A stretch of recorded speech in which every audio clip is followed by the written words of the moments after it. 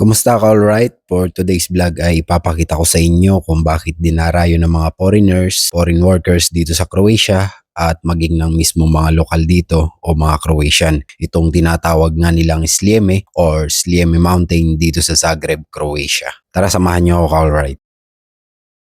Ka-alright, itong Sljeme ay isang lugar na nasasakop ng Zagreb City dito sa Croatia. Ito ay nasa mataas na lugar o bahagi ng Zagreb City.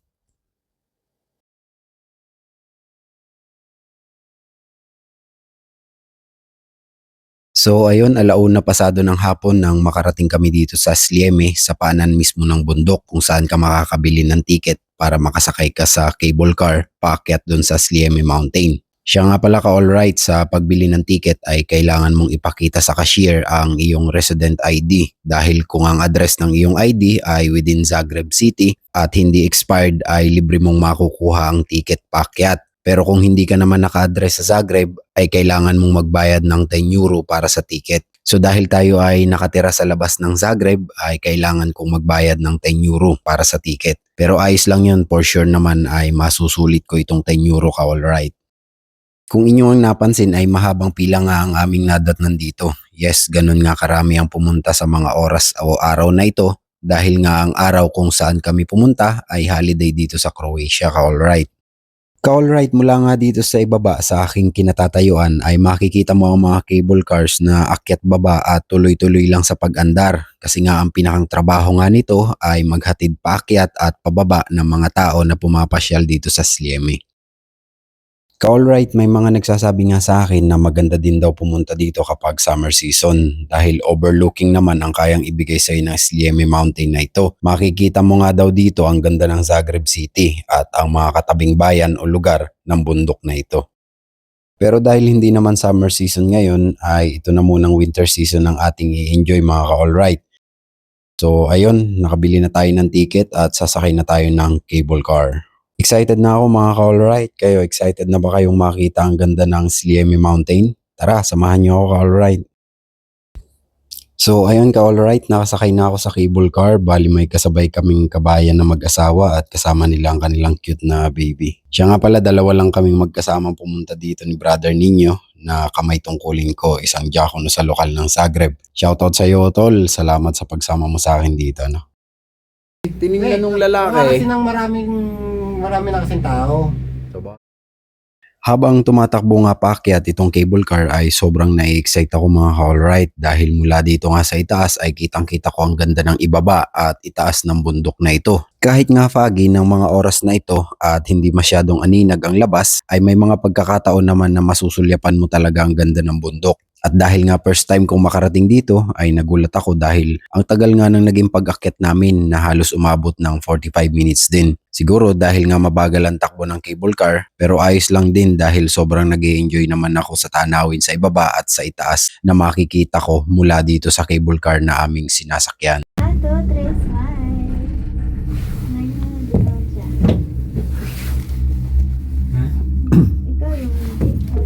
Mag-hiking ang mga Oo, mga nag-hiking.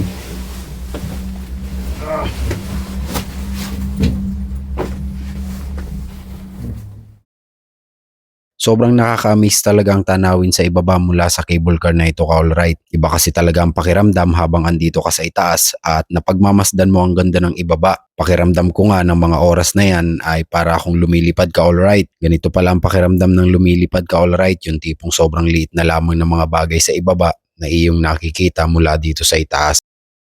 Habang papataas nga ng papataas ang aming nararating ay pakapal naman ng pakapal ang snow na aming nakikita. Hindi na nga magkandawari ang aking tuwang nararamdaman ng mga oras na yan na para bagang ako isang bata na tuwang-tuwa sa aking nakikita. Walang patig nga ang excitement sa aking isip, ka alright, dahil first time ko nga na makasakay ng cable car, first time kong makakita ng ganito kalawak na snow, at first time ko ding makaakyat ng ganito kataas na bundok. Hindi man ako naglalakad ay para sa akin isa itong experience na hindi ko makakalimutan sa buong buhay ko, ka alright. Ikaw, ka alright, naranasan mo na ba ang ganito?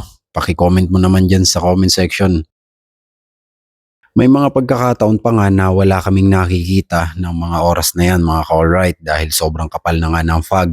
Ine-enjoy na nga lang namin ang bawat sandali ka-alright dahil sino ba naman ang hindi matutuwa kapag ganito ang iyong nakikita, di ba? Lalo na kung first time mong maranasan ang mga ganitong pagkakataon sa iyong buhay. Masyado talagang malayo itong Slieme Mountain mga ka-alright. Sa biyahe pa lamang paakyat ay ang dami ko nang nasabi. Kung hindi nga ako nagkakamali ay 4 na bundok ata ang aming nalampasan bago namin marating itong second to the last station na ito. Yes, meron ngang station gaya nito dahil pwede ka na din bumaba dito at sa ibaba nito ay pwede mo nang i-enjoy yung moment. May mga mangilan-ngilan din na mga nagka-hiking na dito na bumababa at lalakarin na lamang nila hanggang dun sa pinaka-peak ng bundok. Adventure kumbaga. Mula kasi dito ay hindi naman na ganun kalayo ang pinakatuktok ng Slieme.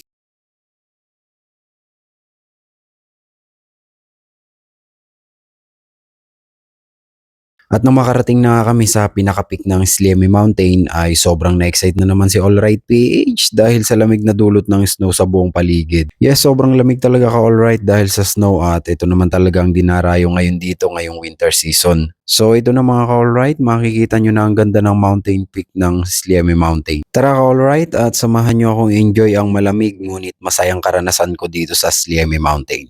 Let's go!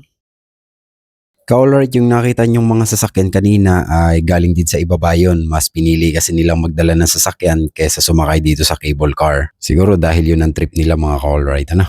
So pag bumaba ka mula sa cable car at lumabas ka na ay ito na ang bubungad sa'yo mga ka-alright. Ang mataas na tore na to at maging ang kaliwat ka ng restaurant, mga kainan dito sa taas ng Slieme Mountain ka-alright. So kapag andito ka na sa taas at wala kang dalang pagkain ay hindi ka naman mangangamba sa gutom dahil may mga restaurants naman dito at maliliit na kapihan at mga nagtitinda ng mga sandwich. Kaya hindi ka magugutom dito ka alright. Pero syempre gagastos ka dahil babayaran mo ito. Hindi naman ito libre kundi may bayad to ka alright.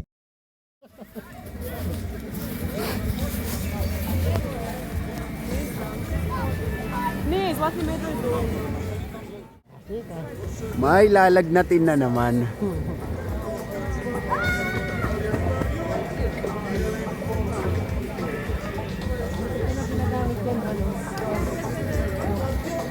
Slieme.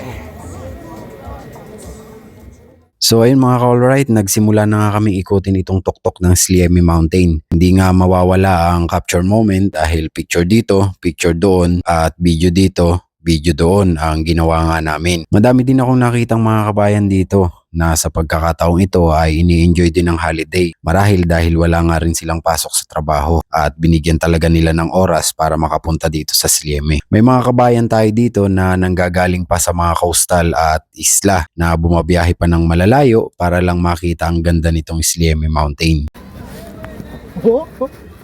Mark, Pwede ka na magpadulas dyan. padulas!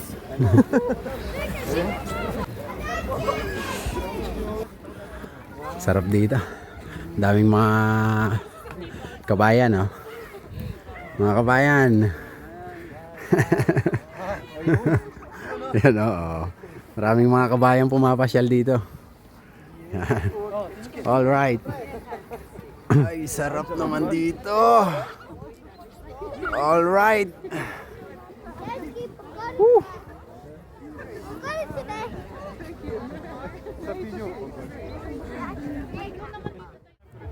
Marami nga din akong nakitang nagpunta dito na kasama ang kanilang mga pamilya. Mga bata na nagpapadulas sa snow at maging mga aso na dala-dala nila ay nag-e-enjoy din sa snow. Naisip ko na nga lang din na sana pala ay dinala ko yung palanggana ko para naman may nagamit din sana ako sa pagpapadulas sa snow.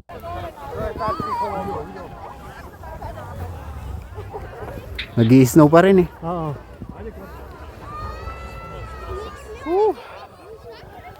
Ang lamig dito mga ka-alright. Tignan nyo naman yung yellow. Ayan po si Kamark. May bata. Ang lamig. Yeah, You're right. ang tigas. Matigas. Matigas nga. Ayan o.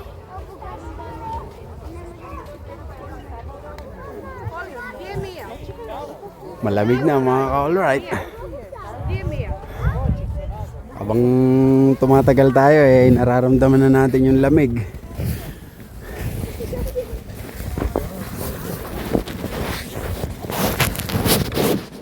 Hindi nga nagtagal ay nakaramdam na ako ng gutom kaya inaya ko na yung kasama ko sa pinakababa at doon na nga kami nagkape at nag-sandwich. Nagpainit kumbaga kasi sobrang nararamdaman ko na talaga ang lamig mga ka-alright. Dahil hindi ko na nga namamalayan ay basa na pala ang medyas ko dahil sa snow na pumasok sa loob ng sapatos ko. So nang makababa na nga kami ay umorder na ako ng hotdog sandwich at 2 coffee. Yung kasama ko nga ay nagkape lamang pero dahil ako yung nakakaramdam talaga ng gutom ay umorder ako ng hotdog sandwich. Para pansamantala ay mainitan naman ang aking katawan at magkalaman naman ang aking tiyan.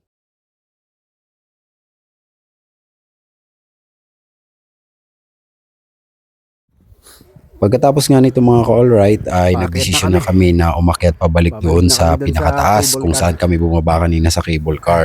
Pero habang umaakyat nga kami ay ini-enjoy pa rin namin ang Grabe ganda yung ng snow. paligid. Hindi pa din nga maalis-alis sa isip ko ang Sobrang pagka-miss ko sa puti, oh. snow mga ka-alright. Kahit sobrang tarik nga ng akyatin at hirap sa pag-akyat dahil sa kapal ng snow ay hindi ko na nga ito naisip kasi ini-enjoy ko na lamang ang bawat moment ko habang nandito ako. Dahil hindi ko nga alam kung kailan ako makakabalik uli dito. Siguro sa summer na uli mga ka-alright, i-enjoy naman natin ang overlooking dito para makita naman natin ang ganda ng kabuuan ng buong Zagreb City.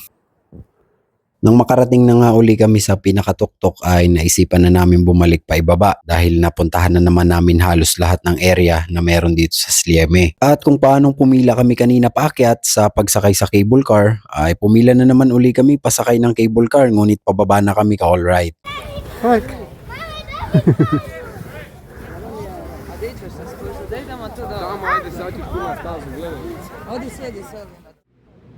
So pasado alas 4 na nga ng hapon nang kami ay makababa at masasabi kong sobrang nag-enjoy talaga ako mga ka-alright. O siya, sige na ka-alright, masyado nang mahaba ang ginawa kong video na to. Maraming salamat sa pagsama mo sa akin sa pamamagitan ng panonood mo ng video na to. Sana'y nag-enjoy ka ka-alright. Kung ikaw ay nag-enjoy, paki-comment dyan sa ibaba. Shoutout po sa lahat ng aking nakasamang mga kabayan, nakasalamuhang mga kabayan ngayong araw na ito dito sa Slieme Mountain. Sana'y magkita-kita tayong muli Sulit na sulit mga ka-alright yung 10 euro na aking binayaran para sa ticket. Sana'y patuloy niyong suportahan si Alright PH sa pamamagitan ng pag-like, pag-share at pag-comment sa aking mga videos. Hanggang sa muli mga ka-alright, ako si Alright PH, ang warehouse worker dito sa bansang Croatia. Bye bye!